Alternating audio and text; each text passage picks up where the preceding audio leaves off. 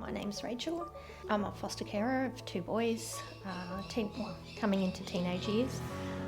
Been a foster carer for a few years now, and obviously I'm a person who's passionate about the outdoors. We've got horses, birds, chickens, 3 dogs, and I love my animals. I work with the animals as well, so it's about me in a nutshell.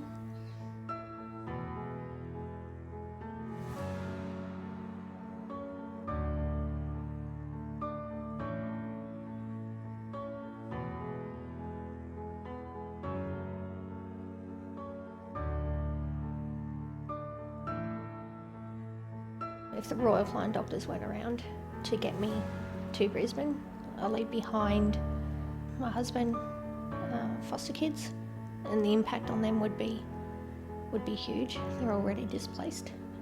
My animals, love my animals. Family, that's probably the big thing. It's just, yeah. And I suppose that's the thing. You don't think about it. I never did.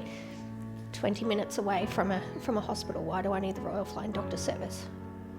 Just because you live close to them or close to a city doesn't mean that you won't need them.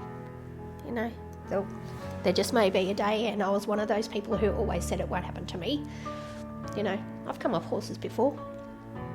It just never came off like this, and yeah, I suppose in a sense, as much as I don't like to think of it, it did come down to life or death. And the Royal Flying Doctors were there for me. My reasons for leaving a gift to the Royal Flying Doctor service in my will. For me, to know that they are a company that relies on donations, the only way I could give back or the best way to give back would be to give something back to them. They gave me my life. The Royal Flying Doctor service, they not only are there for me in a small capacity, like my little accident, that was a big accident, but they're also there to service the community as a whole. They do so much more than people possibly do realise. They're there for all the natural disasters, emergency evacuations, a cyclone, flood, any sort of situation like that. If you do need to be evacuated, at least there is the capacity to have somebody that will be there, you know, and do whatever they can. They're there in every capacity when we really need them. For me, leaving a gift behind is like leaving a little bit of myself, my legacy, and I believe that's a really wonderful thing to do.